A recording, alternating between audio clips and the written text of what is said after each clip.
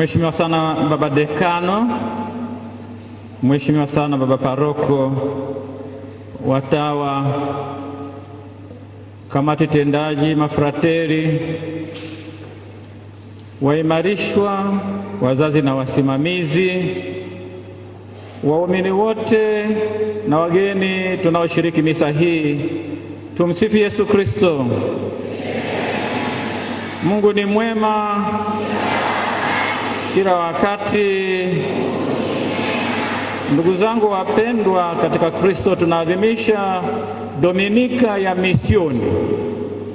Tumebahatika katika Dominika hii ya Misioni kupata watoto wetu hawa ambao watapata sakramenti ya kipaimara katika Dominika ya Misioni.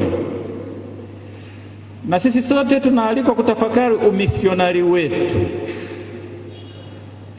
Na tukiangalia katika historia, tutajiuliza imani ya Kikristo imetokaje mpaka tukawa nayo leo hii.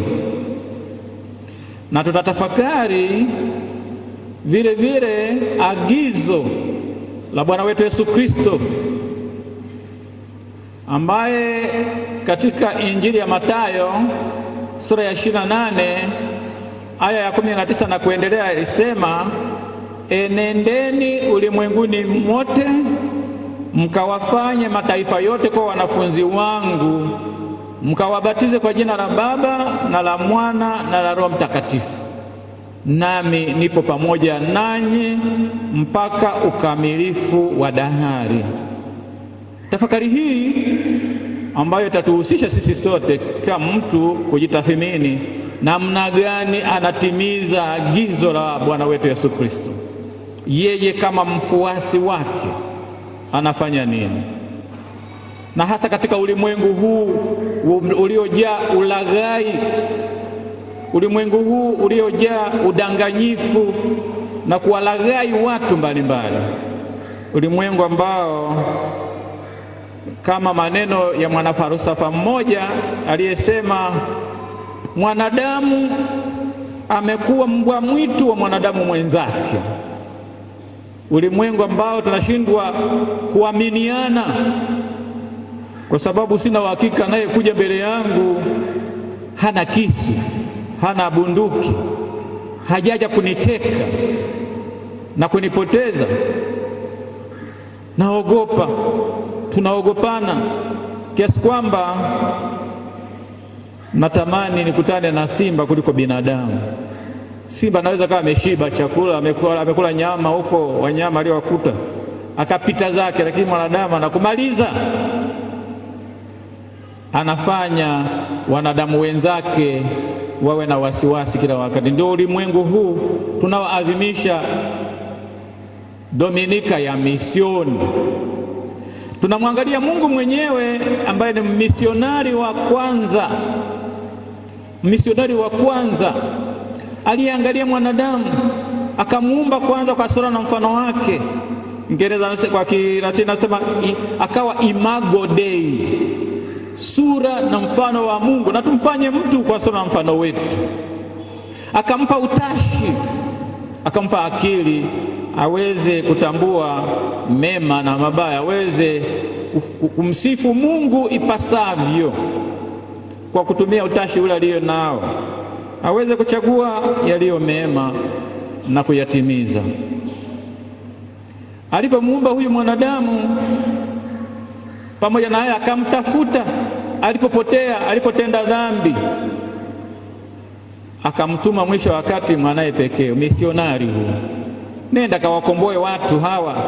Ndio maana katika mwaka huu mtakatifu, mwaka wa jubilei, tunaadhimisha jubilei ya ukombozi wetu.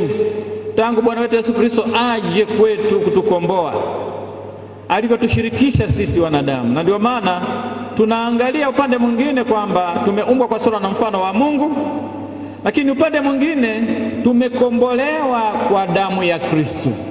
Na haya yote ndio yanatufanya tuwe sawa, yanatufanya sisi sote tupendane, tujaliane, na kila mmoja amuone mwenzake ni sura na mfano wa Mungu, amekombolewa kwa damu ya Kristo, na kwa sababu hiyo amjali, amtendee yaliyo mema, na si kwa ajili ya kumtesa, si kwa ajili ya kumtishia, kwa sababu tu ameona mtishie. Na Yesu alipomaliza ukombozi wake na kutuachia agizo hili, alitupa ahadi ya ujio wa Roho Mtakatifu atukumbushe katika kweli yote, tuweze kuwa wa kweli, tuishi katika ukweli, tuongozwe katika kweli, katika mafundisho ya Kristo. Na ndio maana ukisoma sura ya Injili ya Yohane sura ya 14 aya 15 nadhani, ambapo anatuambia atakaye nipenda atashika amri zangu. Amri zinadai utii, na kwa sababu hiyo upendo na utii vinaenda pamoja. Atanipenda huyu, atashika amri zangu, atanisikiliza nayo sema. Baada ya kumaliza, Roho Mtakatifu amekuja kwetu. Roho Mtakatifu ni Mungu ambaye anakaa kati yetu, na ndio maana sisi ni hekalu la Mungu. Kisoma katika waraka wa kwanza Mtume Paulo kwa Wakorinto sura ya 3 aya 16, ninyi ni hekalu la Mungu. Kwa hiyo msiogope, hakuna atakaye haribu hekalu la Mungu. Msiogope, atakaye jaribu kuharibu hekalu la Mungu atapata mshahara wake. Kwa sisi ni hekalu la Mungu. Roho Mtakatifu ni Mungu anayekaa na sisi. Roho Mtakatifu ni Mungu anayetutakatifuza sisi katika sakramenti zake. Roho Mtakatifu ni yule anayetuimarisha sisi tushinde magumu, tushinde maelekeo mabaya, tuweze kumtangaza Kristo kwa ujasiri. Roho Mtakatifu ni mwalimu wetu, anatufundisha sisi. Ni vile vile Mungu anayesikiliza, ambaye anatusikiliza katika sala zetu. Wakati mwingine hatujui hata kusali, lakini anatuongoza. Na ndio maana tunaangalia hiyo. Mungu Baba akamtuma Mwana, Mungu Baba na Mungu Mwana akamtuma Roho Mtakatifu kwetu, na ndio hiyo tunaita Missio Dei, misioni ya Mungu, na sisi tukawa washiriki wa misioni hiyo ya Mungu. Yesu anatuambia, nawapeleka sasa ninyi mkafanya kazi hiyo, na ni maagizo yake anayotoa haya. Ndio maana tunalitafakari hilo, ndio maana tunatathmini hilo katika maisha yetu kama wamisionari sisi, namna tunavyochangia katika umisionari huo, katika kuishirikisha imani hiyo na kuiendeleza imani hiyo. Tunapowaleta watoto wetu kwa ajili ya kupata sakramenti ya kipaimara, si kwa sababu tumeandaa sherehe, si kwa sababu baadaye utawapa zawadi. Tunawaleta katika kanisa la Mungu wapate sakramenti ya kipaimara, kwa sababu sakramenti hii inawahakikisha, inawathibitisha kwamba hawa ni kweli katika imani Katoliki, wanaifahamu imani Katoliki, na kwa sababu waishi ukatoliki wao, waweze kuonyesha utambulisho wao popote pale walipo, si kwa masiara, si kwa maonyesho, bali kwa maisha yao, wakiwa katika familia zao, wakiwa katika mitaa yao, wakiwa katika mashule yao. Na washirikishe sasa, na kushirikisha si kwenda kuchukua Biblia na kwenda kwenye kirabuni au wapi kwanza kutangaza, pana kuishi. Hawa wamejifunza maisha, na ndio maana sasa wakaishi maisha hayo na wazazi wao pamoja na jamii yote, ndio lengo. Na ndio maana siku ya misioni tunaungana na Baba Mtakatifu kuombea umisionari wetu, kuombea umisionari huu na kuombea kanisa letu katika umisionari huu, ili na kweli tuwe wa misionari kutoka ndani. Ndio maana masomo yetu ya Dominika hii yanatufundisha, tukikumbuka hasa katika mtaguso wetu wa pili wa Vatikano unaoelezea dhamiri. Usipotambua vizuri dhamiri yako, inakuwa ni vigumu kwako kutambua lipi ni jema na lipi ni baya. Na ndio maana unaweza kuwa mnyama kama unashabikia maovu, kama unafikiri kwamba watu wakikusifia unafikiri kwamba wewe ndio mtakatifu, huko ni kupotea. Na kinyume chake, tunapojitambua kwamba sisi ni binadamu, na katika binadamu wetu tunamwomba Mungu atusaidie kwa neema zake tutembee vizuri katika ukamilifu, hapo tunaelekea katika ukamilifu. Lakini tukijidai ni malaika katika dunia hii, hatutaki mtu atuguse. Ungesema bwana wewe unatukwaza, huyu ni adui. Mtu akisema kwamba tupite njia hii, huyo ni adui. Mimi nafahamu kila kitu. Lakini mtu akikusifia, wewe unafanya vizuri, wewe ni kila kitu, huyu ndio mwenyewe. Chukua na hela hizi, chukua na hiki, chukua na zawadi hii, chukua na hiki. Na walio wa ajabu ndio wanafurahia, wanakuja tena kesho. Na baada ya kumtangaza Kristo watakutangaza wewe. Utafurahi kutangazwa wewe baada ya Yesu kutangaza. Wewe mwema kuliko wote duniani. Umepata wapi wema huu? Na unafurahia hivi kwa sababu tu anayekutangaza huyu amepata hela kwako. Na hela zenyewe hizi ni zawadi kutoka kwa Mungu, si kwa ajili ya kwamba wewe umezitengeneza hiyo. Na vipaji ulivyo navyo ni vya Mungu, hata wewe mwenyewe ni wa Mungu. Baada kuweka nafasi ya kwanza Mungu, unajiweka wewe nafasi ya kwanza na unafurahia hayo. Lakini yule ambaye anapenda kuwa mkamilifu ndio anayekubali kukosolewa, ni yule anayekubali kuambiwa ukweli, kwa sababu anatambua katika hilo anapona na anaelekea njia inayomwelekea Mungu. Ndio maana tunaona katika somo la kwanza nguvu ya sala. Tunaona Waisraeli wamezingirwa, Waamaleki wana nguvu kuliko wao, lakini Musa ananyosha mikono yake na anasaidiwa na wengine kunyosha mikono hiyo kusali. Na katika hili maadui wanashindwa. Nguvu ya sala. Na ndio maana katika nguvu ya sala hiyo tujue tunapeleka wapi sala zetu hizo tunazosali. Maombi yetu tunayapeleka kwa nani? Na ndio maana bado tunakumbushwa na katekisimu ya kanisa, kwa nini tumeumbwa? Tumeumbwa tumjue Mungu, tumpende Mungu, tumtumikie na mwisho tufike kwake. Kila mara tutafute elimu ya Mungu, tutafute mapenzi yake, na tufanye hivyo tutakatifuze ufahamu wetu, tutakatifuze utashi wetu, tutakatifuze mioyo yetu, ili tuwe na elimu ya ukweli, sio nusu-nusu. Tuweze kuwa na chaguzi ambazo zinaongozwa na Mungu mwenyewe. Tuweze kuwa na upendo ambao ni wa Mungu mwenyewe. Ndio maana tunatakatifuza ufahamu, tunatakatifuza utashi, tunatakatifuza mioyo yetu. Ndipo tunaweza kutembea kwenda huko. Alikuwepo mtu katika historia ya kanisa anaitwa Pelagio. Yeye alifikiri kwamba Mungu ameniumba, ninajua kila kitu, kwa sababu sihitaji neema za Mungu mimi. Asili niyo nayo inatosha, simhitaji Yesu. Akaambiwa na Agustino, si asili tu, asili yetu imejeruhiwa, inaumwa, inahitaji kuponywa, inahitaji msaada, inahitaji kuangaziwa kutokana na dhambi ya asili ambayo inatunyanyasa. Na kwa sababu hiyo unahitaji neema za Mungu upate mwanga. Kwa hiyo asili na neema vinaenda pamoja, ambayo ni muhimu. Na ndio maana tunahitaji hilo, tunahitaji kusali, tunahitaji kuwa watu wa sala. Na kama mimi ni Mkristo nashindwa kusali, na kuwa wa hatari sana, tusielewi.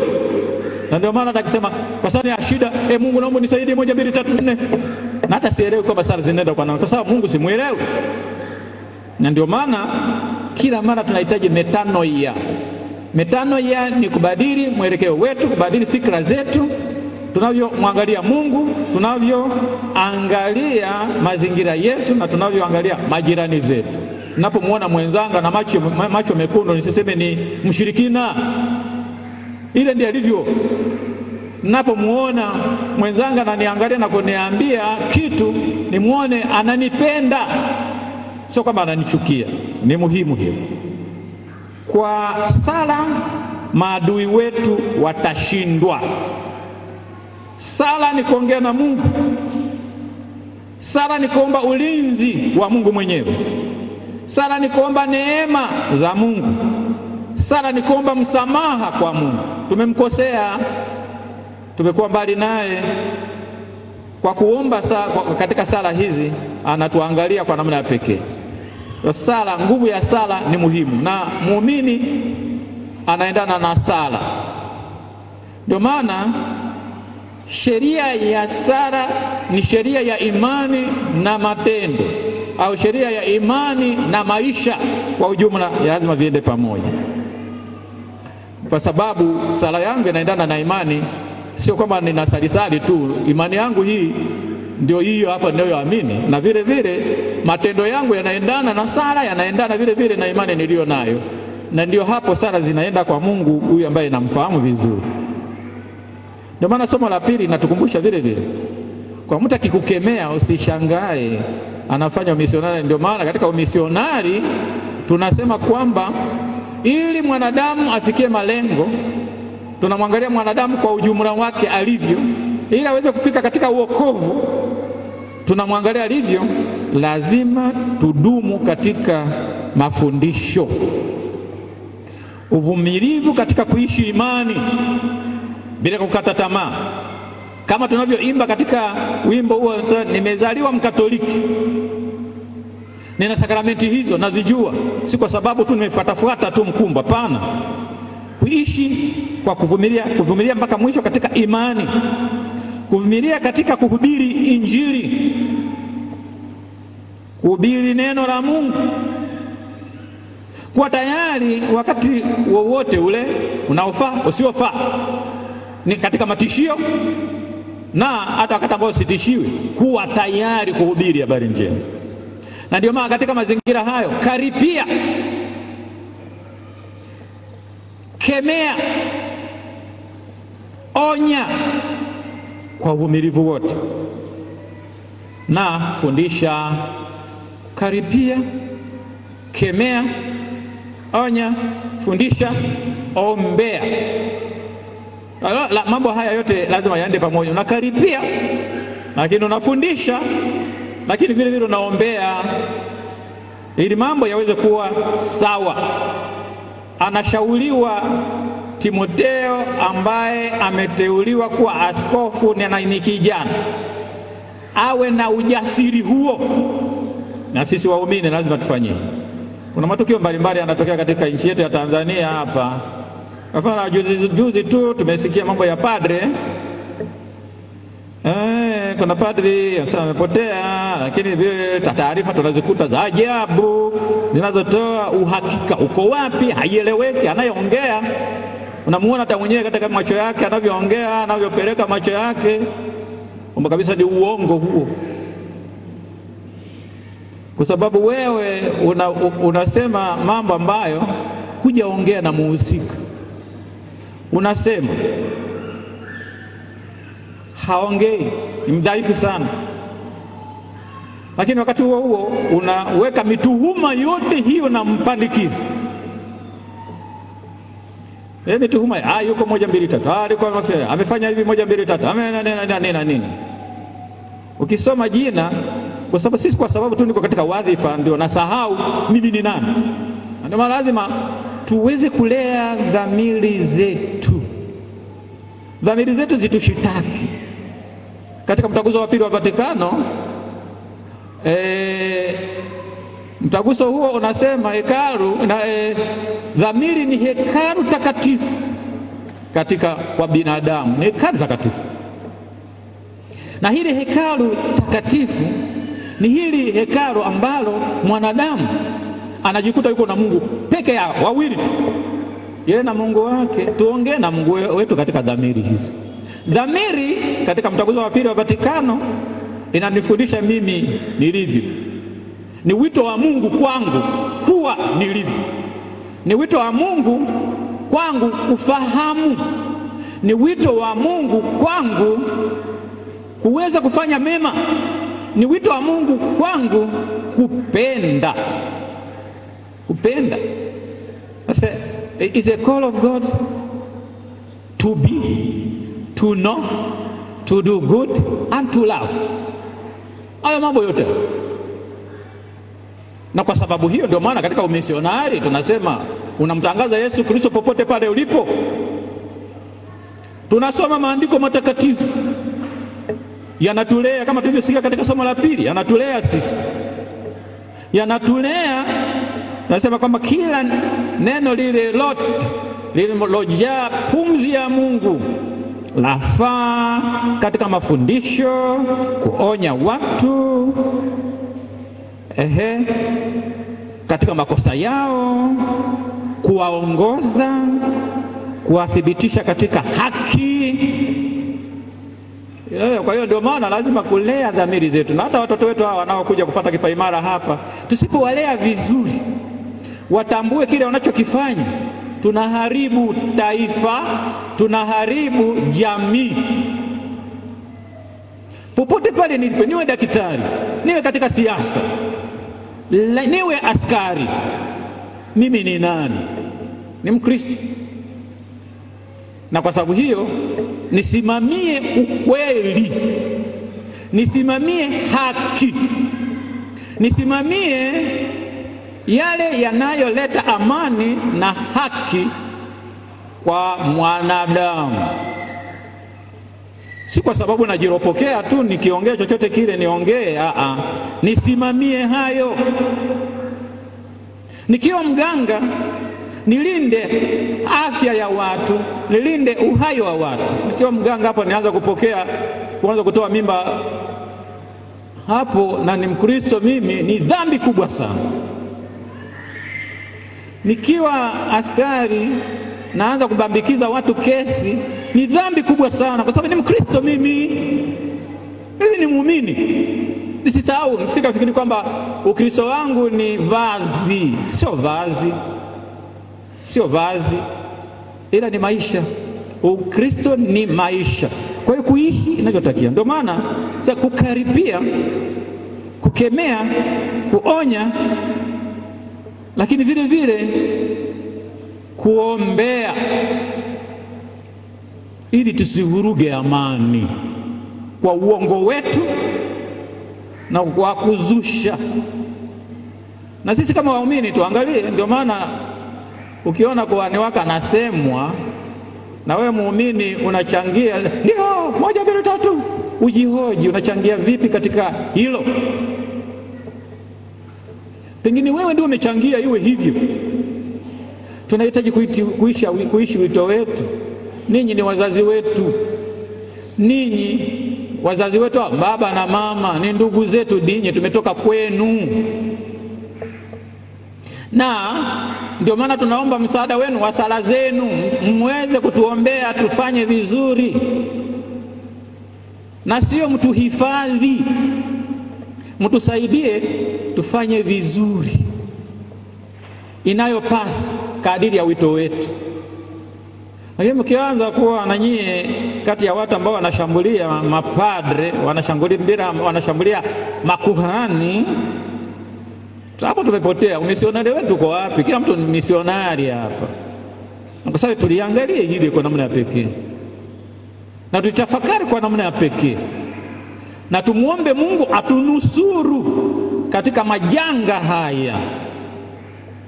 Tuishi navyo tupasa kama watoto wa Mungu kweli, kwa amani, si kwa ajili ya wanasema kupromote nafsi zetu, kupromote yale ambayo tunaona ni kwa ajili ya sifa zetu. Sifa hizi ni za kupita tu. Kesho kutwa tunakufa, na tukifa tutasahaulika. Lakini tuache alama zetu katika dunia hii. Watukumbuke kwa mema, waone kwamba tulifanya vizuri. Wengine wakisema hili jamaa lilikuwa linaropoka, hili jamaa lilikuwa levi, hili jamaa lilikuwa linasengenya sana, hili lilikuwa linachafua watu. Hili sio. Unaweza kusema kitu ukafikiri kwamba unafurahisha watu upande mwingine, lakini upande mwingine unachafua na kuweka doa kwa kitu ambacho sio. Watu watakushangilia sana, lakini pamoja na kukushangilia huko, utambue kwamba dhamiri yako iko wapi. Ni kweli hekalu hilo, ni kweli unaongea na Mungu huko, unamuomba Mungu akusaidie, na yeye ndiye anakuongoza katika haya. Uwe kwenye cheo, uwe kokote kule, uwe na imani yoyote ile, Mungu anaongoza jamii yake kwa namna mbalimbali, na yeye ni mkuu kuliko vitu vyote. Na kwa sababu tuliangalia kwa namna pekee, tumeona katika somo la Injili yule mjane yule ambaye anatafuta haki. Angalia yule jamaa ambaye hajali Mungu wala binadamu, hana habari naye, lakini yule ameendelea kutafuta haki yake na amepatiwa na mtu huyu. Lakini sisi kwa nini tunge vitu na tuone kwamba haki na amani ni muhimu katika maisha yetu? Ukiangalia nchi zingine zenye machafuko, zenye fujo, utafanya biashara wapi? Utafanya kitu kizuri wapi? Kwa nini watu wanafanya uongo ili kuchafua? Kwa nini watu wanaweka doa katika nchi yetu ya Tanzania hii kwa kusema uongo, kwa kusifiana? Nchi yetu ni ya amani, nchi yetu ni nchi ambayo tunamkumbuka sana baba wa taifa. Tumemwadhimisha tarehe 14 na misingi aliyotuacha. Kila mara alifika kipindi fulani sema tujitathmini kwanza, tunaenda kuzuri au sio kuzuri? Tujitathmini, tuangalie. Ndio maana alikuwa anaenda vizuri. Tujitathmini kwanza, tuangalie tunachokifanya ni kizuri au sio kizuri. Na alithubutu kwamba kabisa kusema hapa tumekosea, hapa tumefanya vizuri. Aliweza kusema hivi. Kwa nini tusiige hayo aliyotuachia tunu hizo muhimu?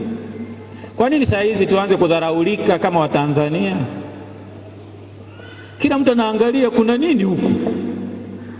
Kaangalia tu majanga tu. Ukipita hapa majanga, ukiona hapa huyu analia, ukiona hapa huyu ukienda huko anafanya hivi. Majanga yametulia, yamezidi. Na tunathubutu tena kusema nchi ni nchi ya amani. Tutafakari vizuri na tujitathmini vizuri katika hii mission, Dominika Mission.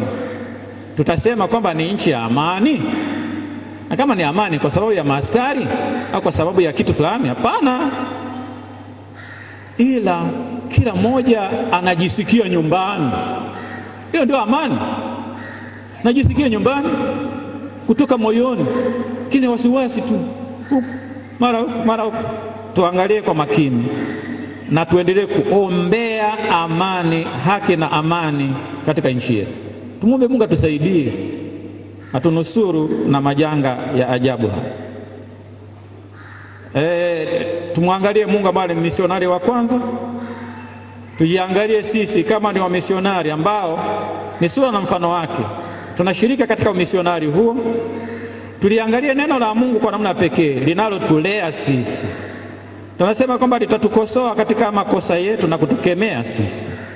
Linatulea tuishi kama watoto wa Mungu. Linalea dhamiri zetu, tusiende kinyume wakatuona kwamba wanyama hawa. Tusichanganye mambo katika imani. Popote pale tulipo tumtangaze Kristo ili tuishi kwa amani, tuaminiane daima katika maisha yetu. Tumwombe Mungu atusaidie haya yote tunapoadhimisha Dominika ya misioni. Mission Day tuiangalie kwa namna ya pekee. Watoto wetu hawa wanaopata sakramenti ya kipaimara, nitawahoji kidogo ili tuone mambo yanaendaje huko. Naanza na maswali ya pamoja kwa kwanza. Watoto mnaopata sakramenti ya kipaimara leo, naomba mniambie Na nyie muangalie dhamiri zenu kutoka moyoni msiongee uongo, sawa Sawa? Je, ni nani amewafundisha katika muda wetu wote huo, katika maandalizi yenu ya kuelekea katika kipaimara? Nani amewafundisha? Nani? Alafu mwingine katekista, alafu sister, alafu wa frateri, alafu basi. Ngoja, mnasema wazazi wamewafundisha Waliofundishwa na wazazi wanyoshe mikono.